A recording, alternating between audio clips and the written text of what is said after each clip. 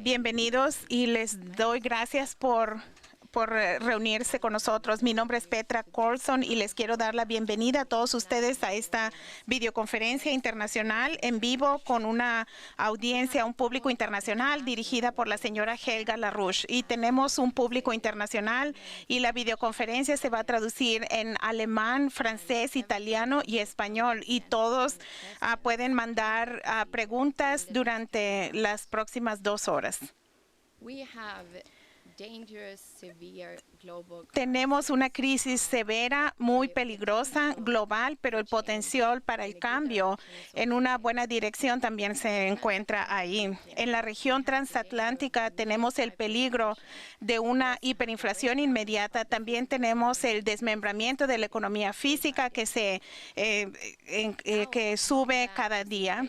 Y la situación en el suroeste, oeste de Asia y en el norte de África es dramática y se ha vuelto en algo que podría rápidamente llevarnos a una tercera guerra mundial, y esta con armas termonucleares. Bien, mucha gente se pregunta qué pueden hacer. ¿Cómo es posible que yo, como un individuo, pueda intervenir en esta situación? Y no sé de nadie que sea mejor para dar una respuesta a esas preguntas que Helga Sepp LaRouche.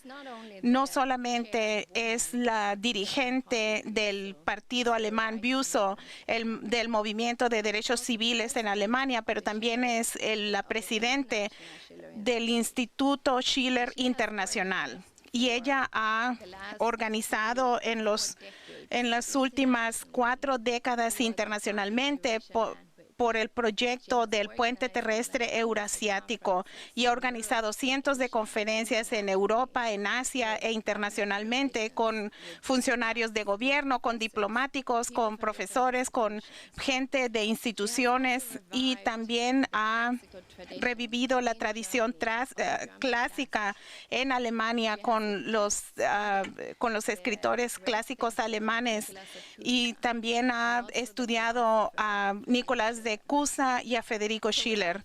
Y así que, sin agregar más, les presento a Helga Sepp LaRouche.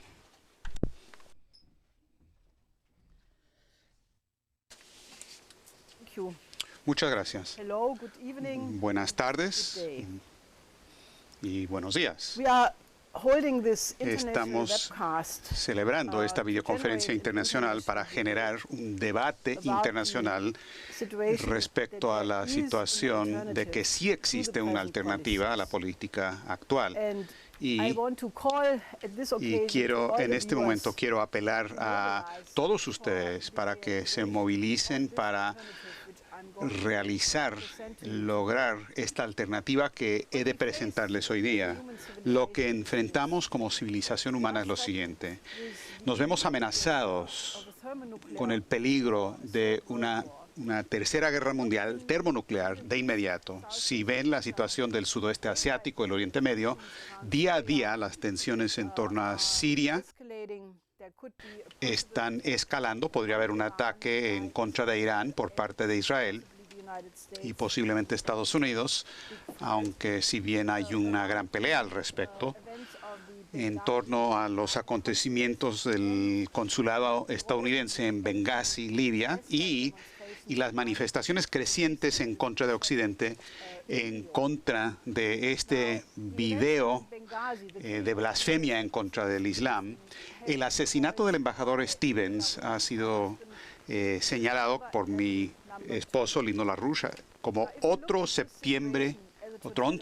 de septiembre, parte 2 del 11 de septiembre. Si vemos esta situación, está claro que la situación del Oriente Medio se ha vuelto otro sector de los Balcanes, donde otro incidente, uno más, nada más, podría desencadenar toda una reacción en cadena que podría llevarnos a escala global a una guerra termonuclear. De ocurrir esto, significaría, sin lugar a dudas, la extinción de la civilización humana. Esto tiene relación al hecho de que estamos en la fase final de la desintegración del sistema financiero de la región del transatlántico. En este momento, tanto el Banco Central Europeo y la Reserva Federal de Estados Unidos han lanzado un proceso de emisión monetaria hiperinflacionaria, y esto amenaza con destruir a toda la situación en el transatlántico y con desatar una hiperinflación como la que ocurrió en Alemania Weimar en 1923. Si estudian estos dos peligros interrelacionados, tenemos una situación donde queda muy claro que la civilización está por estrellarse contra la pared y se requiere un cambio de paradigma de inmediato, y tenemos que movilizar a todas las fuerzas posibles para lograr tal cambio. Si ven la situación en el sudeste asiático, se puede comparar a la situación de los Balcanes antes de la Primera Guerra Mundial, porque hay una evolución de conflictos y de alianzas que tienden a tener una característica tipo reacción en cadena y casi ya están fuera de control. Uno podría decir que quizás un solo gatillo más sería suficiente para desatar una catástrofe total. Existe un peligro de un ataque de Israel en contra de Irán, posiblemente antes de las elecciones de Estados Unidos. Hay numerosos guiones sobre, por ejemplo, la idea de que Israel sería un aliado que se lanza por cuenta propia. Podría ocurrir. El primer ministro Netanyahu de Israel ha reiterado insistentemente últimamente que Irán tiene solamente 6 o 7 meses como para lograr una bomba nuclear. Eso se debate ampliamente, muy cuestionable. Por ejemplo, uno de los exdirectores del BND, Hans-Dieter Hermann, exdirector de Inteligencia Nacional de Alemania, recientemente dijo que su evaluación es que Irán solamente tiene material de uranio enriquecido para la primavera del 2013, pero después de eso se requeriría otros 6 meses para producir una bomba como tal, y que Irán en este momento no está sobre ese camino de una bomba nuclear, sino que quieren tener una capacidad de armas nucleares, que es una cosa muy diferente. Ahora, si Irán se sale del Tratado de No Proliferación, rápidamente tendrían condiciones para construir una bomba. Ahora, esa evaluación es muy diferente a lo que alega el primer ministro Netanyahu, y eso también lo confirma la organización de paraguas de todas las organizaciones de inteligencia de Estados Unidos, NIE, que acaba de confirmar de nuevo que ellos están convencidos de que Irán no está buscando construir o tener un programa nuclear, sino que eso lo canceló en el 2003. Ahora, básicamente hay un argumento masivo por parte de los militares de Estados Unidos y de Israel y de las fuerzas militares de inteligencia, que sí se puede negociar con Irán, y que sería muy contraproducente tratar de atacar esas capacidades de Irán, porque la reacción sería incalculable. Posiblemente solamente retrasaría el programa de Irán, pero después de eso, después de tal ataque, Irán no se le podría parar en el desarrollo de sus armas nucleares.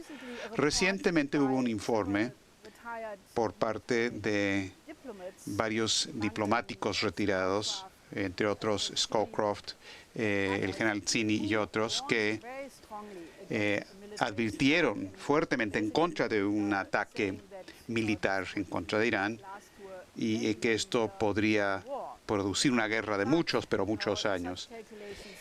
Pero tales cálculos también a veces no son tan predecibles, porque a la misma vez había un ejercicio de guerra que hizo el Centro de Política Saban de Brookings, que informó David Ignatius ayer en el periódico Washington Post, que dijo que cualquier guerra de ese tipo podría salir fuera de control, porque la intención es no entender los indicios o las señales del otro lado, y existe el potencial para una tremenda escalación, y eso claramente está ahí. Ahora, esta guerra en contra de Irán, en contra de Siria, ya hubiera ocurrido de no haber de no haber sido por la movilización para evitar la guerra por parte de especialmente el señor LaRouche, mi esposo, que alertó sobre el peligro de una guerra termonuclear. Como resultado de esto, eso lo dijo en noviembre del año pasado. Y también el jefe del Estado Mayor Conjunto de Estados Unidos, el general Dempsey, y otras figuras militares de Estados Unidos que básicamente han tratado de intervenir en muchas ocasiones. Ahora, la guerra en contra de Libia y el asesinato de Gaddafi forma parte de esta política de cambio de régimen del Imperio Británico, del que desafortunadamente el actual gobierno de Estados Unidos se ha hecho parte. Esta es una política que ya lo hubieran perseguido en el caso de Siria e Irán y en última instancia, y tiene como blanco a Rusia y China. Sin embargo, el general Dempsey recientemente intervino de nuevo y que él no quiere ser cómplice de un ataque de Israel en contra de Irán, y el primer ministro Netanyahu respondió a eso diciendo que muchos líderes en todo el mundo le hablaron para decirme qué tan peligroso sería un ataque de ese tipo, pero él dice que no atacar sería más peligroso. Ahora, los servicios secretos en Israel y los propios militares en ese país están advirtiendo que si hay un ataque de ese tipo, toda la región caería en llamas por décadas, si no centenares de años a futuro. Pero este conflicto ya posiblemente esté fuera de control. Hay un choque de civilizaciones que está ocurriendo, una guerra entre los sunnis y los chiitas, una guerra entre los musulmanes y los cristianos. Todo eso orientado, dirigido, provocado por las políticas a última instancia del Imperio Británico.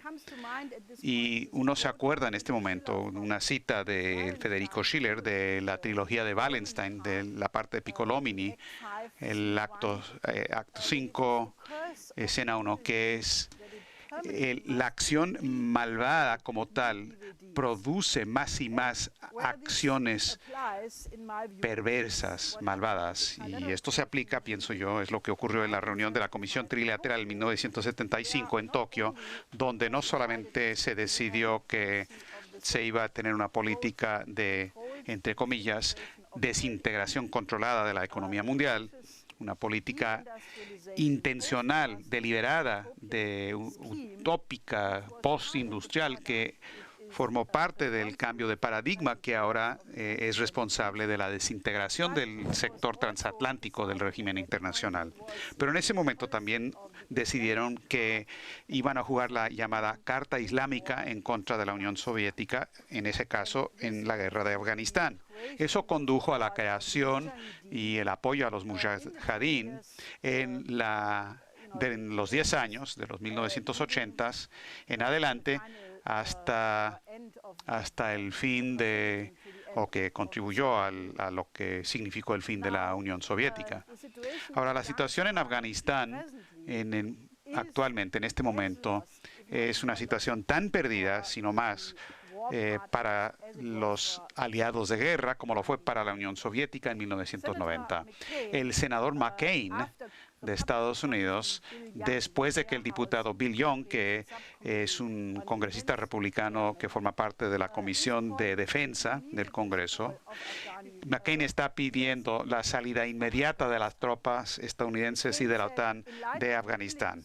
A la luz de los asesinatos de soldados por llamados soldados en entrenamiento del lado de Afganistán, la discontinuación de la cooperación en ese sentido, no existe ya motivo para quedarnos y debemos irnos de manera ordenada en este momento, dijo McCain.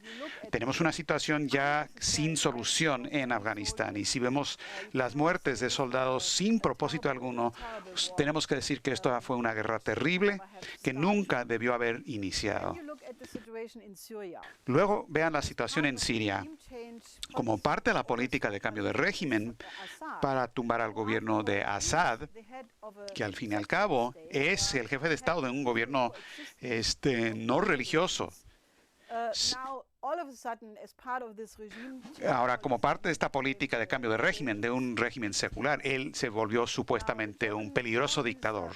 El canciller alemán, Westerwelle, expulsó al embajador de Siria, y esto a pesar del hecho de que fue algo claro desde el comienzo, y la prueba está que hay, porque nosotros lo dijimos y también otros expertos sobre la región, como el señor Scholl-Latour y otros, fue claro desde el inicio que la llamada oposición en Siria en contra de Assad fue una oposición financiada y respaldada por Arabia Saudita, por Qatar, por mercenarios de Libia, por Al-Qaeda, que vinieron desde Irak.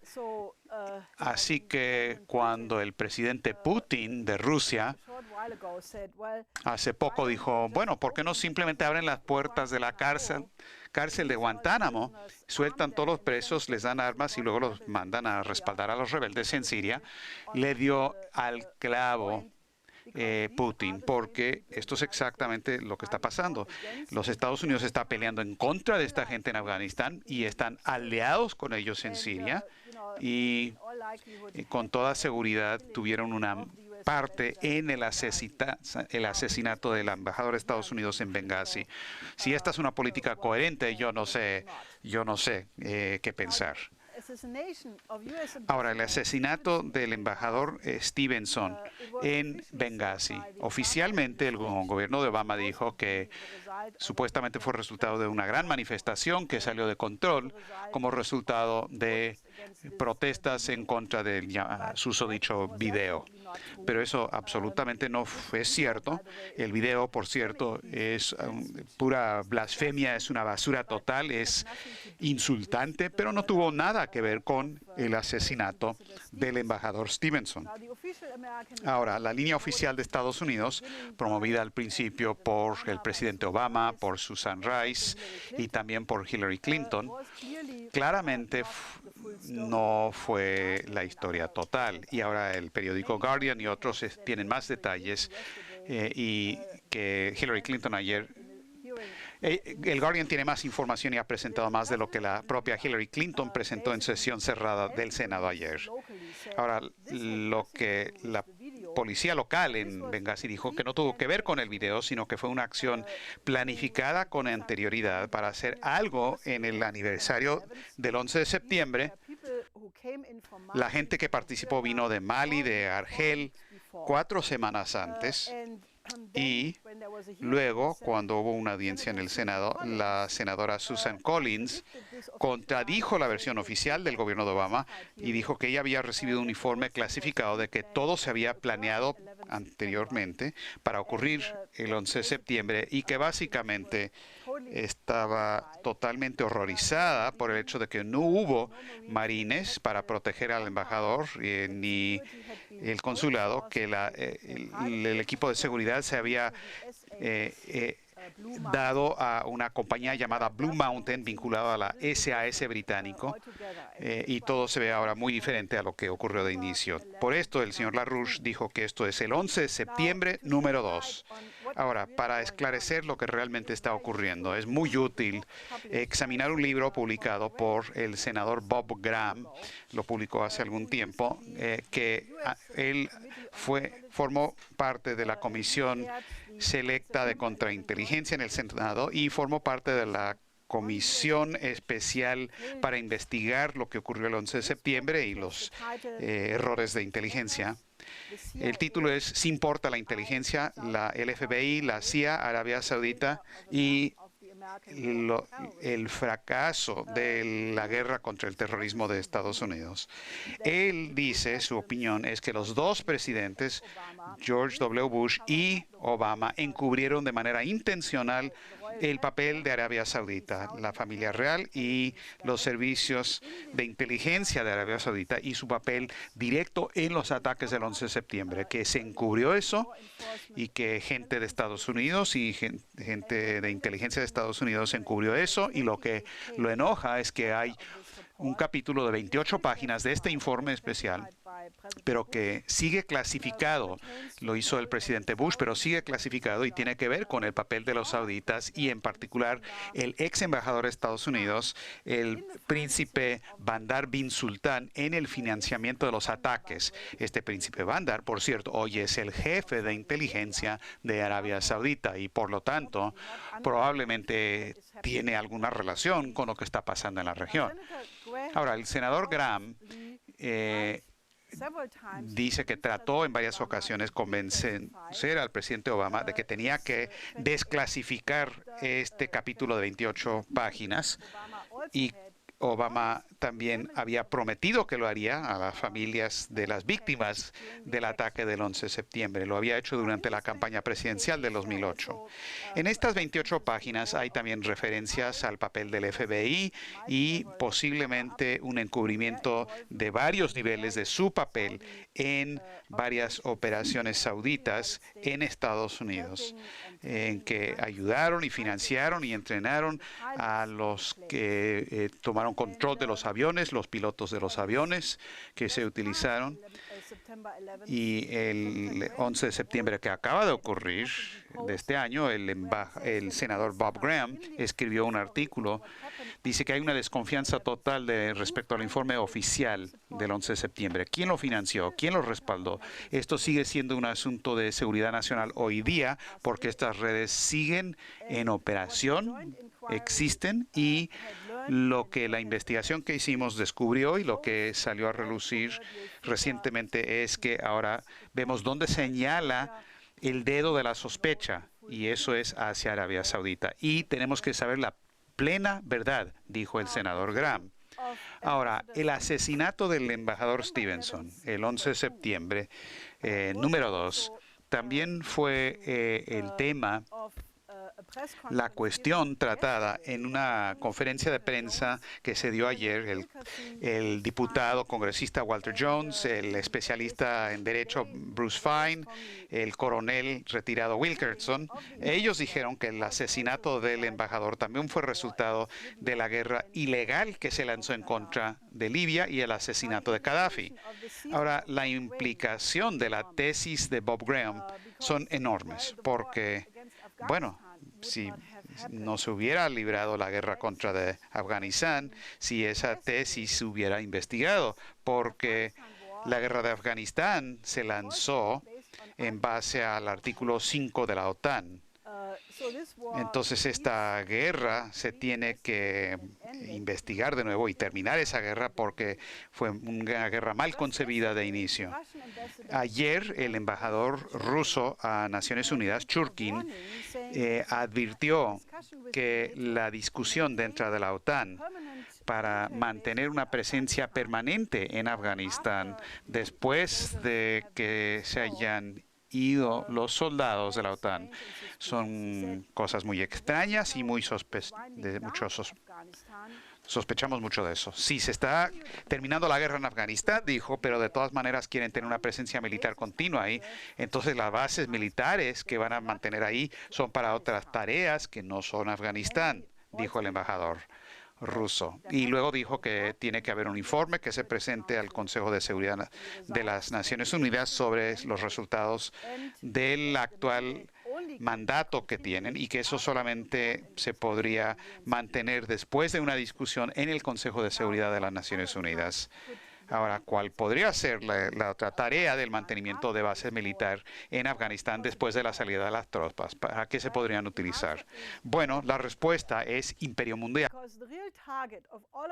Porque el verdadero blanco de todos estos acontecimientos son Rusia y China, que obviamente no forman parte del imperio británico y tampoco del imperio dominado por los angloamericanos, y por lo tanto uno tiene que investigar el cuadro estratégico en su totalidad para ver lo que realmente está pasando. Tenemos el sistema antimisilístico estadounidense en Europa que Obama había prometido que iba a revisar, pero ahora está continuando con la política del presidente Bush. Ahora, Rusia se opone a eso totalmente por razones muy comprensibles, porque una vez que se construye ese sistema, elimina la posibilidad de un ataque, un segundo ataque por parte de Rusia, y por lo tanto cambiaría por completo el equilibrio estratégico de armas nucleares y sería equivalente a una capitulación de facto por parte de Rusia. Ahora, las declaraciones del jefe de Estado Mayor Conjunto de los rusos, el general Makarov, de que la continuación de la construcción de este sistema antimisilístico podría llevar al uso de armas nucleares. Eso se tiene que tomar en serio. No hay que descartarlo, que es algo para uso interno, como ha ocurrido para desprestigiar la idea por parte de cierta gente en Occidente, porque hay que verlo todo como un conjunto, con el hecho de que se está rodeando a China, cosa que escaló con el presidente Obama, con su viaje reciente a Asia a fines del año pasado. Japón ahora está hablando sobre que hay que abandonar el artículo 9 de su constitución, que forma parte de lo mismo, y existe básicamente hay nuevas alianzas que solamente tienen un objetivo, que es rodear a China, cercar a China. Hay esfuerzos muy serios por parte de Estados Unidos, por los militares de Estados Unidos y Rusia, para tener una política de evitar la guerra. Pero no está claro si esto va a ser suficiente, dado lo que está pasando. En este momento hay una gran maniobra que incluye 25 naciones en el estrecho de Hormuz. Acaba de terminar un ejercicio ruso que se llama Kavkaz 2012 por parte de Rusia. El jefe del Estado Mayor ruso, Makarov, presidió ese ejercicio, y el objetivo de ese ejercicio era la protección del flanco sureño de Rusia, que obviamente sería blanco muy fuerte si es que hubiera un ataque por parte de Israel en contra de Irán. Ahora, si se llega a una situación de escalar la guerra en el Oriente Medio, el peligro de que eso podría conducir no solamente al uso de un arma nuclear, pero es la naturaleza del peligro de una guerra donde se utilizan estas armas nucleares, que se usarían totalmente, por completo, y eso significaría la extinción de la civilización. En el caso de Hiroshima, fue de 15 kilotones. Un misil Trident 2 tiene 8 ojivas W-80 que tienen 232 veces la capacidad explosiva de la bomba de Hiroshima. Sí, bien, aquí pueden ver fotos de maniobras que podrían ser las que están ocurriendo en el estrecho de Hormuz. Este sería el lanzamiento de un proyectil nuclear. Y luego pueden ver la explosión nuclear.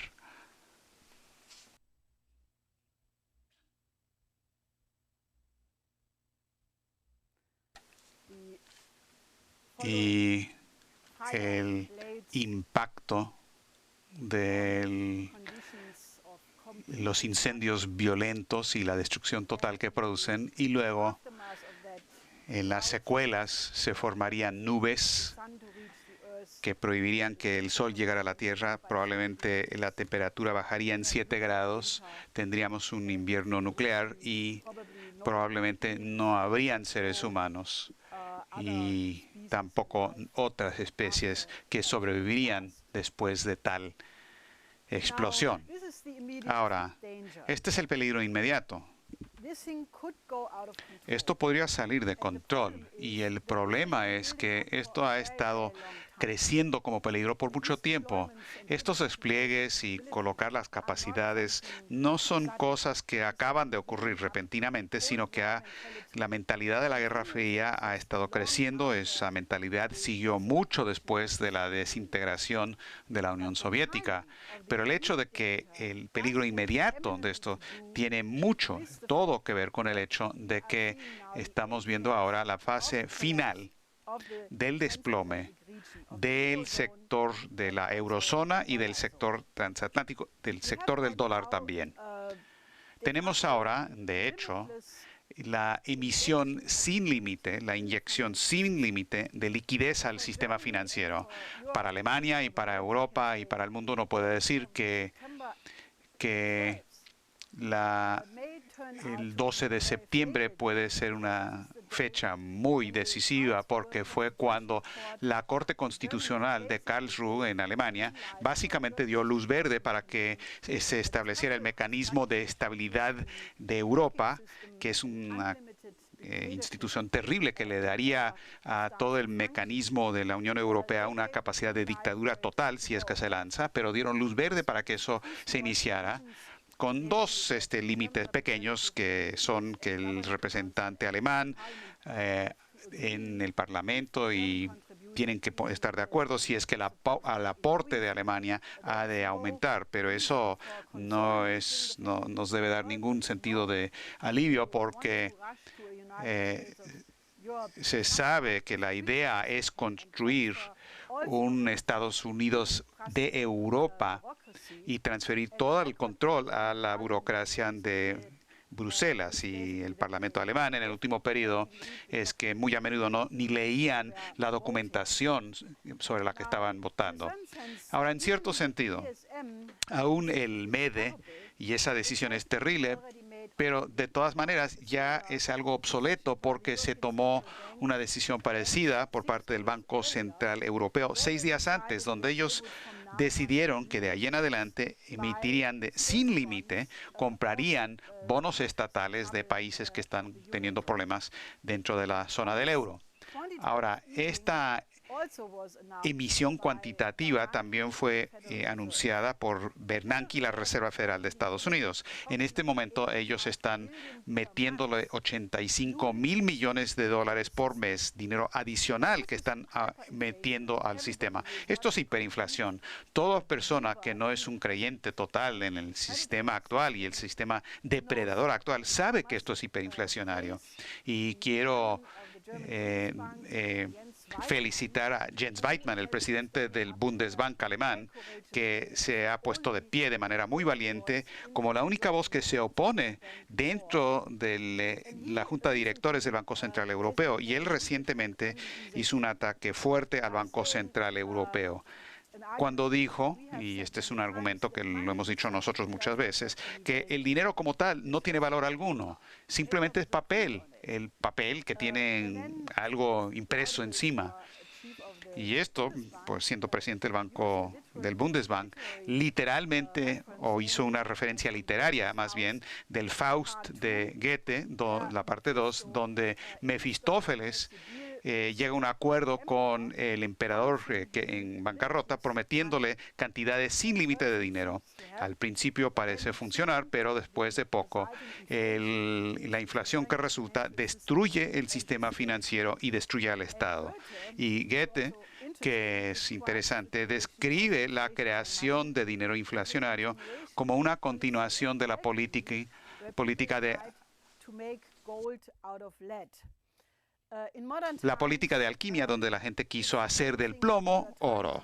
Es lo mismo cuando uno está tratando de hacer dinero en base a datos electrónicos nada más, porque uno simplemente eliminar también ese dinero con un solo botón de la computadora y tampoco habría mucho impacto, mucha diferencia. Weidmann dijo que el método de los bancos centrales de crear dinero del nada es algo místico, es como si fuera un sueño, pero más bien quizás sea una pesadilla. Weidmann dijo que los banqueros centrales son gerentes de un bien público y por lo tanto tienen que justificar lo que hacen de manera pública. Y luego hizo un llamado a un debate público sobre la política del Banco Central Europeo. Ese también fue un anuncio por parte de la Corte Constitucional de Karlsruhe, que ellos van a tener audiencias de aquí a algunas semanas sobre las políticas y el papel del Banco Central Europeo. Ahora, la razón por la que este tema es tan importante en Alemania es porque tuvimos la experiencia de la hiperinflación en 1923 y todos tenemos las historias de las familias o haber estudiado la historia. sabemos que la hiperinflación es la forma más brutal de expropiación de la gente. Cuando ellos tienen algún dinero ahorrado, una pensión segura, algún dinero en el banco para sus días de jubilación, uno se da cuenta de que uno tiene que pagar todos los ahorros para un solo pan, porque eso es lo que pasó en 1923. Ahora, hoy hay aproximadamente, hay aproximadamente 2 cuadrillones de dólares en cantidad de contratos de derivados financieros. Nadie sabe porque no hay transparencia, hay sistemas paralelos, pero estamos hablando de cuadrillones, no billones, sino cuadrillones. Si uno trata de refinanciar eso y rescatarlo, como ha estado ocurriendo básicamente desde el 2007, pero especialmente desde el 2008, mediante un paquete de rescate y luego otro paquete de rescate, uno termina con ese tipo de hiperinflación, solamente que esta vez no en un solo país, sino en la totalidad de la región transatlántica. Ahora, en Alemania hay un gran temor sobre eso y ahora a uno de los medios cotidianos principales hay un gran debate sobre cuáles son las peores hiperinflaciones de la historia. Ahora, la peor de todas fue la de Hungría entre agosto del 45 y julio de 1946, donde hubo un aumento de 207% cada día. En la Revolución Francesa, 204% por mes. En 1923, en Alemania, que fue de las 5 peores, en cuanto a hiperinflación, una inflación diaria de 20,9% y cada 4 días se estaba duplicando el precio. Al final de cuentas, la gente utilizó el dinero, el papel moneda, que venía para básicamente quemarlo como para sus hornos, porque eso era más eficiente que comprar leña. Entonces la gente quemaba los billetes directamente. Y cuando todo eso ocurrió en diciembre de 1923, la gente usó ese dinero simplemente para ponerlo en las paredes, porque era la mejor manera de tapizar las paredes. 98% diario, en cada 25 horas se estaba duplicando el precio en ese caso. Deutsche Bank y otros están diciendo, sí, claro, el precio para salvar el euro sí es la inflación, lo admitimos, pero lo que no está decidido todavía es qué tan rápido va a ocurrir, qué tan violento va a ser, pero yo les puedo decir, va a ser muy rápido. Quiero ver, por favor, la triple curva. Porque mientras están viendo esta tremenda inflación en los agregados financieros, es la curva verde superior. Hay un desplome completo de la economía física, que es la curva azul que va cuesta abajo. Por ejemplo, en Italia, el desplome anual de la producción industrial es menos 7.5%. España, menos 7,4%. Perdón, 5,4%. Grecia, menos 5,3%. En julio, sin embargo, fue de menos 7,8%. Francia, menos 3,3%. Y una Alemania que supuestamente ha de pagar por todo esto, está teniendo una reducción de su producción industrial de 1,7%. La peor cifra es de bienes duraderos en Italia del 10%, y eso es también el resultado directo de la política de Mario Monti y el impuesto sobre bienes raíces, que significa que ahora los hogares no pueden comprar carros, no pueden comprar bienes de consumo doméstico, televisores y demás. Ahora, los banqueros centrales están haciendo esto, obviamente, sin respetar por el efecto en la vida social, en la economía, porque la verdadera economía está hundiéndose a un ritmo muy rápido. La economía griega se ha contraído desde el 2008 por un 25%. Eso va a ser hasta final de este próximo año, que va a ser según la estadística oficial. la reducción de la esperanza de vida.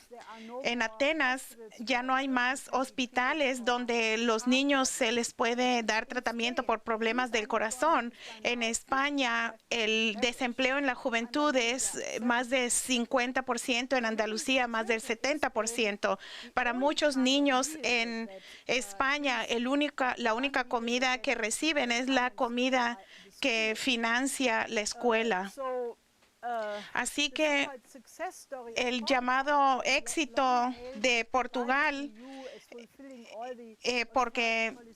porque están llevando a cabo la política de la troika, pero ahora en el último fin de semana hubo una manifestación de más de 1 millón de personas en las calles de Portugal y la gente gritaba hambre, hambre, tenemos hambre. La furia y la desesperación obviamente es especialmente muy fuerte entre las generaciones jóvenes porque en estas circunstancias no tienen un futuro en su propio país ni en el resto de Europa. Para Portugal, que es un país pequeño, 1 millón de personas en las calles, eso equivale si tuvieras 30 millones de personas en las calles en Estados Unidos. Y recuerde que la marcha de 1 millón de personas fue un poquito más de 1 millón de personas o tal vez 2 millones de personas. Pero la situación para los jóvenes en Portugal, en España y la mayoría de Italia, en Grecia y muchos países más es horrible. No hay con los programas de la Unión Europea, hoy día los jóvenes en Portugal y España van a la calle y dicen ¿qué debemos ser? ¿Debemos ser un país de meseros que vivimos de turismo? Ahora esto va a estallar en las próximas semanas. En España, el 25 de septiembre anunciaron van a tener la otra acción mayor y quieren que se rodee el Parlamento y se tomen el control del Parlamento y hay un llamado de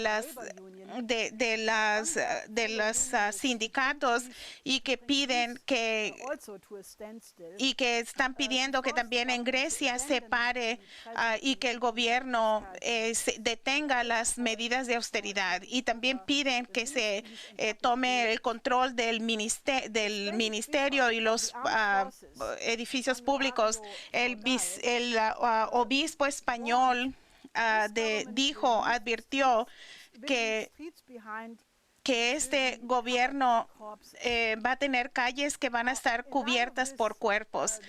En vista a la propuesta del llamado economista Stiglitz de que España debe continuarse en el euro porque sería un precio muy alto si lo abandonan y solamente se puede ver como incompetente. La idea de crear una unión bancaria que también él promueve esto es también hiperinflacionario y luego él le echa la culpa a Alemania por ser responsable de la crisis actual y yo debo rechazar esto totalmente porque la población alemana es igualmente la víctima de esta política.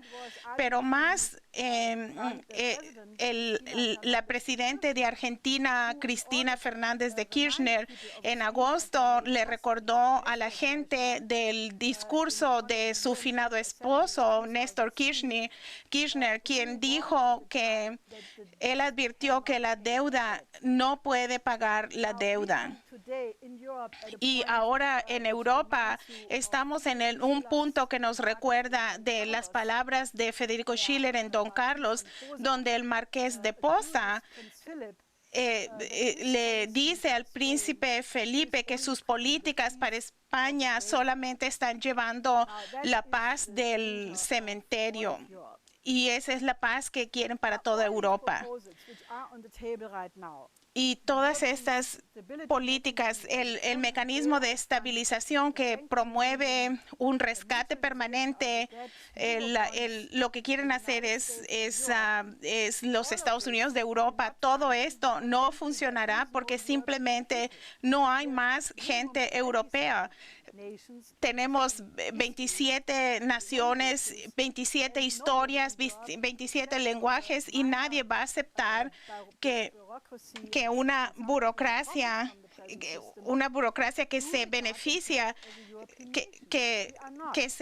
no nos consideramos una nación europea. Y esto va a crear más perversidad.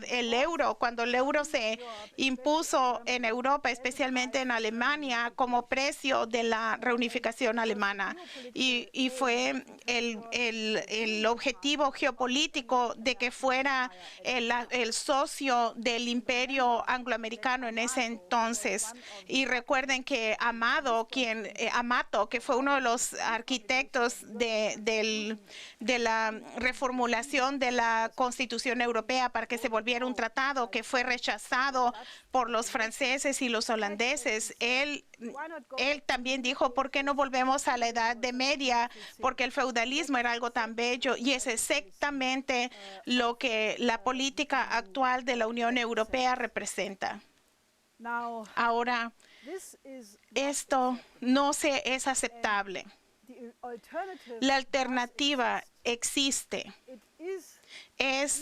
Es fácil, relativamente fácil, pero requiere la determinación política. Lo que se necesita hacer es una primera paso, es volver a introducir la Glass-Steagall en la tradición de Franklin Roosevelt, que es una separación completa entre los bancos comerciales y los bancos de inversiones, y los bancos comerciales deben ser llevados bajo la protección del Estado para dar crédito a la economía real. Los bancos de inversiones deben tener sus libros sin tener que actuar como los bancos comerciales, y no deben ser financiados con los impuestos de la gente. Si tienen que cerrar sus bancos, bien, eso es muy malo, pero no es un desastre. Ahora, el próximo paso debe ser eso se está discutiendo en todas partes. Está la ley de Marcy Kaptur en los Estados Unidos y se está debatiendo en casi todos los países a favor de la Glass-Steagall, y por lo tanto puede poner en la mesa de discusión inmediatamente. Y yo, por lo tanto, les pido a ustedes que me están viendo que peleen por la implementación de la Glass-Steagall, preferiblemente en este mes, porque esto es la mejor manera de evitar una guerra mundial que podemos tener. Segundo, debemos eliminar todos los tratados de la Unión Europea, desde el Tratado de Maastricht al Tratado de Lisboa. El desastre es una creación. El Peter Bofinger, uno de los él tiene un artículo en el periódico Die Welt en donde dice que el volver al marco alemán sería una catástrofe. Pero yo pienso que él es competente, porque hasta hace poco él ni siquiera reconocía que teníamos una crisis sistémica del sistema. ¿Y por qué escucharías a un economista que no previó que habría una crisis, y mucho menos qué es lo que se debe hacer ahora? Europa funcionó y existía muy bien antes del Tratado de Maastricht, y debemos tener soberanía sobre nuestra propia moneda, debemos tener nuestro propio marco alemán, el dracma, la lira, etcétera, simplemente porque esto es la única manera en que los países pueden cubrir, y cómo los gobiernos y los estados sus promesas para proteger el bien común. Y necesitamos, y afortunadamente la Corte Karlsruhe, que dijo en septiembre, el último párrafo tenía la referencia clara de cuáles leyes internacionales se aplican si el país quiere abandonar la Unión Monetaria Europea y volver al control nacional de la moneda y de la economía. Entonces, como parte de este paquete, necesitamos una implementación inmediata de control de fijos, de cambios, para evitar que los especuladores como George Soros ganen miles de millones de dólares porque especulan en contra de las naciones. Entonces, necesitamos tener un sistema de crédito. Tenemos que reemplazar el sistema actual en bancarrota y con un sistema de crédito como en la tradición de Alejandro Hamilton del Banco Nacional que él creó, o también como el Banco de Reconstrucción de Alemania, el Kreditanstalt, que usó los principios de Roosevelt y la Corporación de Reconstrucción de Roosevelt, y que tornó este tiradero en el famoso milagro de Alemania. Y esto es algo que en lugar del sistema monetario, con el sistema de crédito, se crea dinero. En un sistema de crédito, el Estado emite crédito para la producción futura. Y en cada caso donde esto se ha hecho internacionalmente, como en el periodo de Franklin D. Roosevelt, como en el periodo de posguerra de la reconstrucción de Alemania, se puede probar que porque el impulso primario y secundario a la economía real, el ingreso, la recaudación, la ganancia es mucho más elevada que el crédito que se dio inicialmente, porque se usa el labor para crear más riqueza y se agrega valor a implementar, o sea, es el resultado de implementar el progreso científico y tecnológico en manera de la tecnología que incrementa la productividad en el curso de la productividad. Y este tipo de la creación de dinero no es inflacionario, no es el mismo tipo de creación de dinero como el que están haciendo los bancos centrales hoy día. Esto lo hizo Franklin Roosevelt. Esto es como él sacó a Estados Unidos de la depresión. Y en Alemania, a principios de los 30, había una propuesta similar, el plan de Lautenbach, que fue más o menos lo mismo como el proyecto de Roosevelt del nuevo pacto, y había una organización sindical alemana que tenía un plan, y todos estos planes decían que el Estado debe crear crédito para eliminar el desempleo, para crear trabajos productivos y para proveer el empleo productivo. Se eliminan las condiciones de la crisis y eliminan el desempleo y generan aquello necesario para mantener a la ciudad. Desafortunadamente, el plan de Lautenbach y el plan sindical no se implementaron, y si hubieran implementado en 1931, en 1933 las condiciones que permitieron que Hitler subiera al poder se hubieran eliminado. Así que mejor aprendamos la lección ahora y nos alejemos de estas políticas desagradables de austeridad implementadas por la Troika en este momento. El enfoque concreto de tal cambio en el sistema financiero es el plan que nosotros hemos presentado en los últimos 2 meses. Se llama el Plan para la Reconstrucción del Sur de Europa, el Mediterráneo y África. ¿Podemos mostrar ese video, por favor?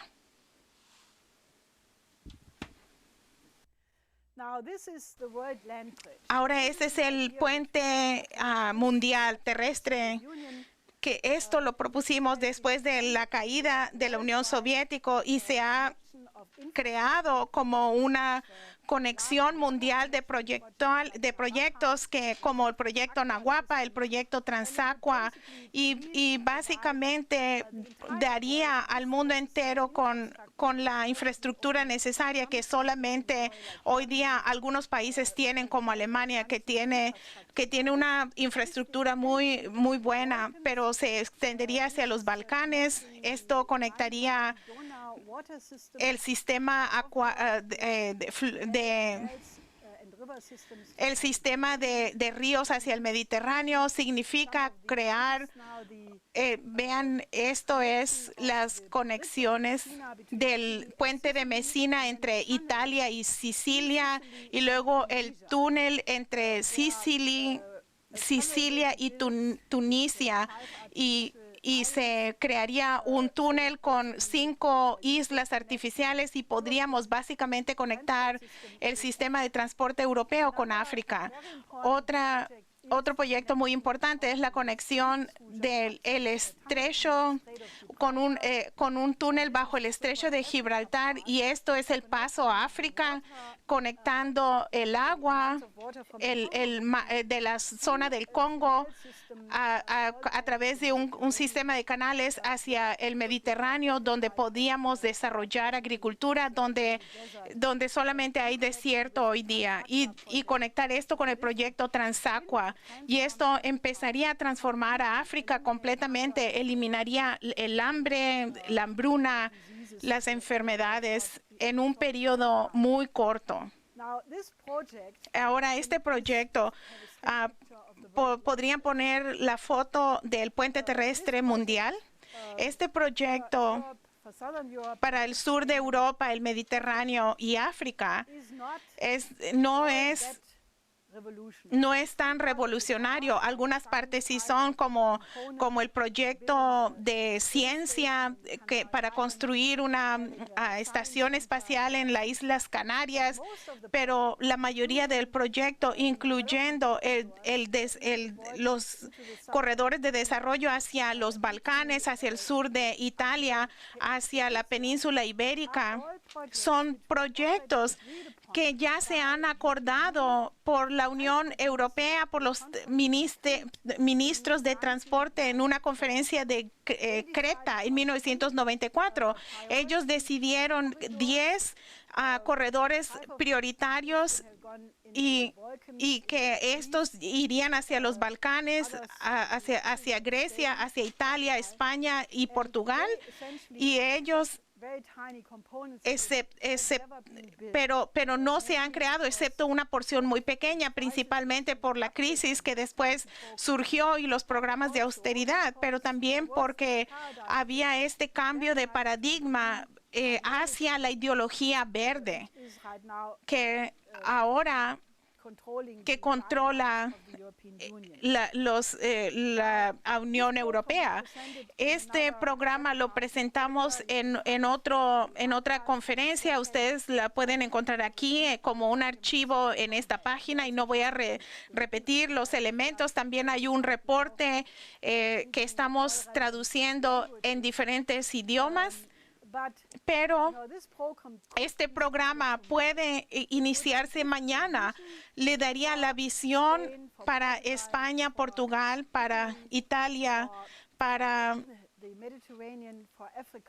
el Mediterráneo, para África, y cambiaría absolutamente toda la dinámica. Pero debo decir que hay una cosa que no se le debe intimidar por la ideología verde, porque ¿cómo puede uno sobrevivir como país si no producimos nada? ¿Cómo puede uno sobrevivir sin tener una perspectiva para la nueva generación y las generaciones que vienen después de estas generaciones jóvenes? El paradigma de los ecologistas es parte del modelo actual oligárquico que se ha implementado en la forma de la Unión Europea en Europa, y tiene la idea de reducir la población.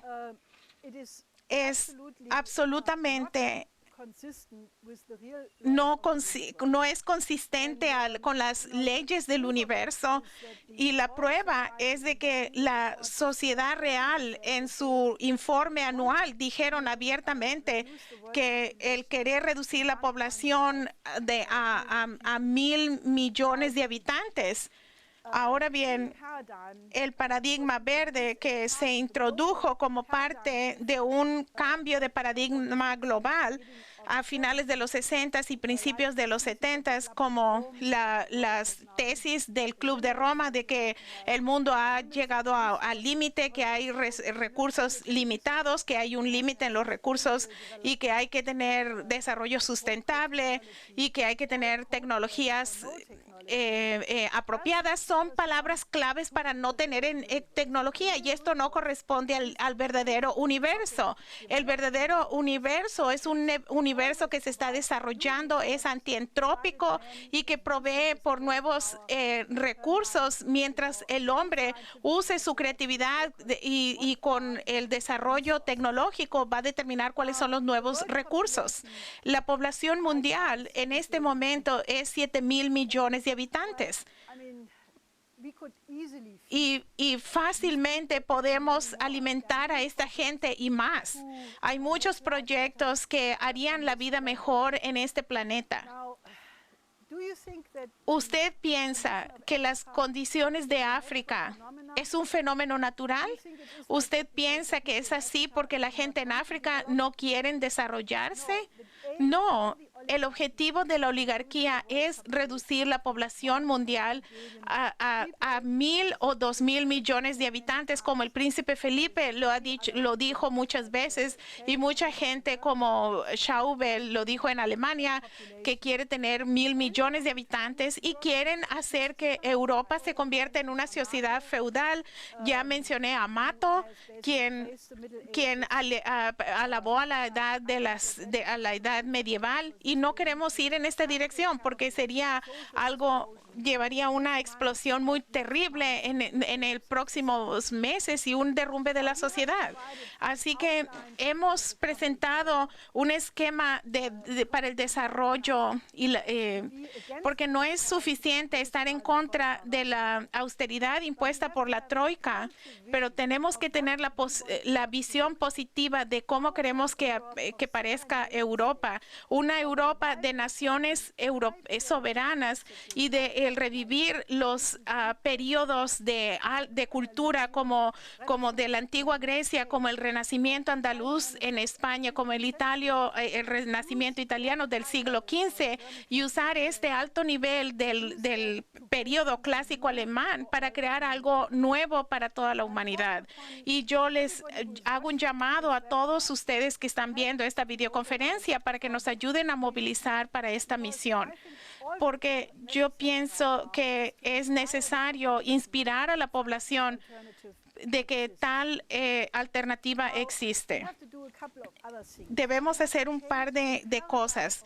Debemos cambiar la forma de pensar completamente, porque si estamos en el paradigma actual de las políticas geopolíticas actuales de la región transatlántica, del conflicto con Rusia y China, y claramente la civilización probablemente se va a ir como los dinosaurios a donde fueron de hace 65 millones de años. Hay afortunadamente personas pensantes que se dan cuenta de que tenemos que cambiar algo. Yo quisiera mencionar la iniciativa de seguridad euroatlántica que se presentó este año en febrero, y la presentó el ex senador Sam Nunn, quien es presidente de la conferencia de Múnich, Wolfgang Kirchner, y el ruso Igor Ivanov, porque ellos obviamente entienden que la forma de pensar como la Guerra Fría tiene un potencial explosivo. Ellos atacaron este pensar al estilo de la Guerra Fría y piden que haya una comunidad de seguridad transatlántica para resolver todos los problemas, todas las disputas a través de medios diplomáticos no violentos, sin recurrir a la fuerza militar. También quieren tener una desmilitarización de la relación entre Estados Unidos, la OTAN y Rusia. Y señalan que si se acepta una alianza de ese tipo, eso podría cambiar por completo las cosas. Y de hecho, eso es lo que necesitamos, una cosa que cambie las cosas por completo. Pero aún mejor y aún más que nos lleve mejor al futuro. Hay otra propuesta que presentó el ex embajador de Rusia ante la OTAN, o Rosen, que es uno de los viceprimer ministros, quien propuso la Alianza para la Defensa Estratégica de la Tierra. Este es un concepto de colaboración entre las naciones del mundo muy seguido, que sigue la tradición de la propuesta que hizo mi esposo, y que el presidente Reagan adoptó como la política estadounidense oficial, la política de la Iniciativa de Defensa Estratégica. Y lo que esto tiene como su enfoque, entre otras cosas, es que el peligro que tenemos de un asteroide que nos golpee, que pudiera ser devastador contra la civilización y tiene un efecto muy parecido al de una guerra nuclear. A aquellas personas que piensan que eso es esotérico y por qué me voy a preocupar yo por cometas y asteroides, mejor se van a la visita en las páginas de internet de la NASA y de la Unión Europea y se dan cuenta de que hay tales asteroides, muchísimos de ellos, y que tienen su trayectoria que va a la Tierra, y que en este momento hay un aumento de esa actividad que tiene que ver con los desarrollos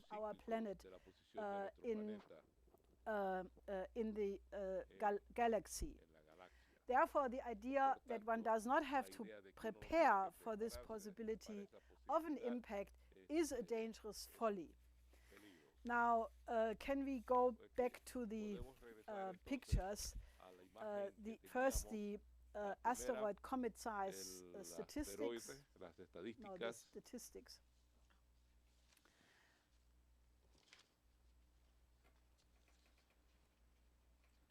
Yes. Now here you see what is the impact of ¿cuál sería asteroids el or comets? efecto For de un example, if you asteroide have o un cometa? asteroid Digamos, of un asteroide 30 de 30 metros de diámetro, this would be esto a minor damage relatively. causaría un daño relativamente menor, pero uno de 50 metros ya podría ser comparable con la bomba nuclear más grande que tengamos. Y si vamos a un cometa de 10,000 metros en diámetro, esto tendría el efecto de desatar energía de 80 millones de megatones, y que eso significaría la extinción completa de la raza humana. Esas cosas han ocurrido en el pasado, si ustedes se fijan en el famoso evento de Tunguska que ocurrió en 1908. Cayó en una zona de 2.150 kilómetros en Siberia, y al lado derecho vemos el equivalente del efecto si cayera una cuestión de esas sobre la ciudad de Nueva York, eliminaría una zona bastante cuantiosa. Esto tiene una comparación con la montaña de Everest, un asteroide de esa magnitud. Y aquí podemos ver el Monte Everest, que tiene 8.848 kilómetros. Compárelo con un asteroide grande de 10.000 kilómetros de diámetro. Imagínense si el Monte Everest que golpeara con la velocidad de varios kilómetros, verdaderamente sacaría a la Tierra de su órbita. Veamos lo que ocurrió en los últimos 500 millones de años. Y esto ha ocurrido de forma reiterada y muchas veces tuvo que ver con las grandes extinciones, la última de las cuales ocurrió aproximadamente 65,000 millones de años atrás, cuando el 98% de casi todas las especies se eliminaron.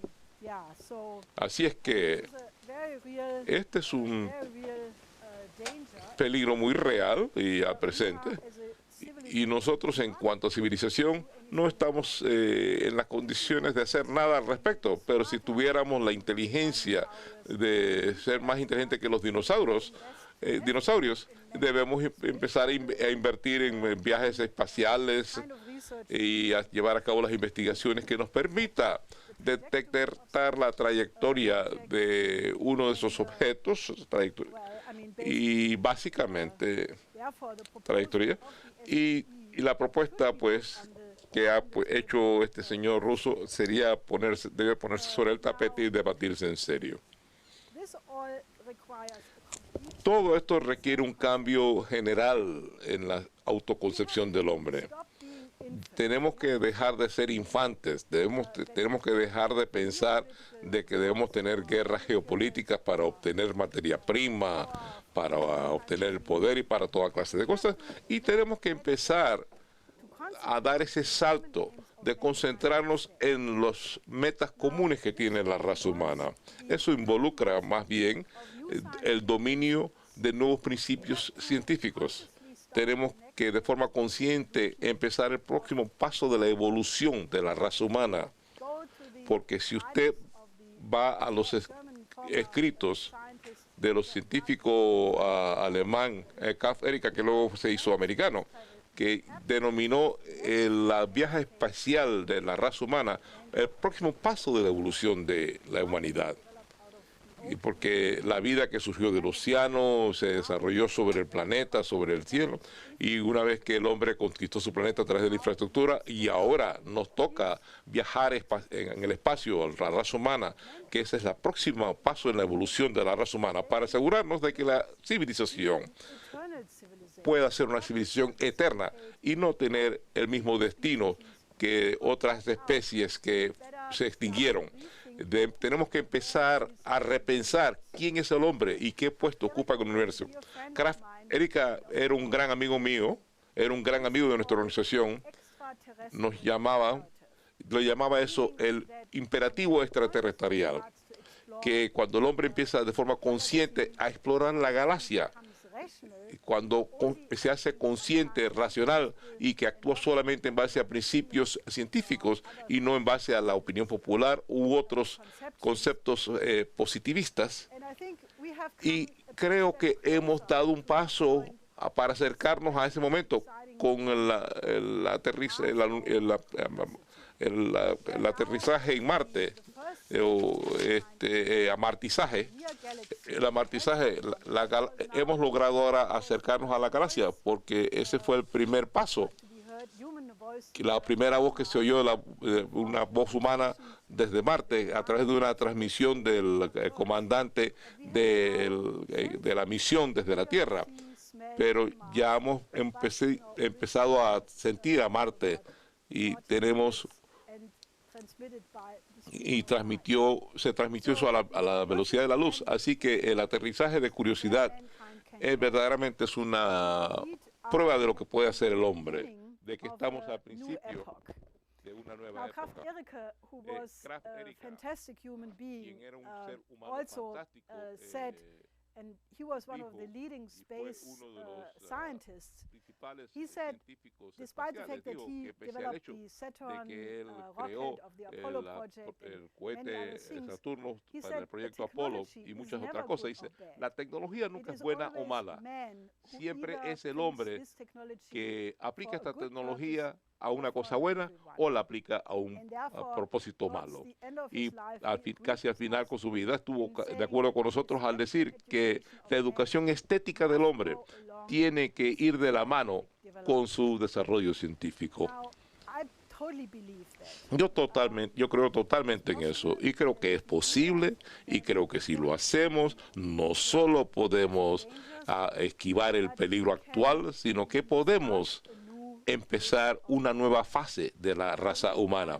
Ahora, el motivo por el cual me siento tan optimista pese a todos estos grandes peligros que tenemos por delante tiene que ver con las personas que piensan como Nicolás de Cusa y Johannes Kepler, quienes Kepler, mientras estudiaba las estrellas, llegó a la conclusión de que el universo está tan lleno de belleza que verdaderamente refleja a un creador que nos ama y que si nosotros hacemos la tarea que nos toca y actuamos en la imagen de ese creador, creo que llegaremos al puntum salient en la historia de la raza humana, en donde podemos dar el salto para que la raza humana finalmente pueda llegar a ser adulta.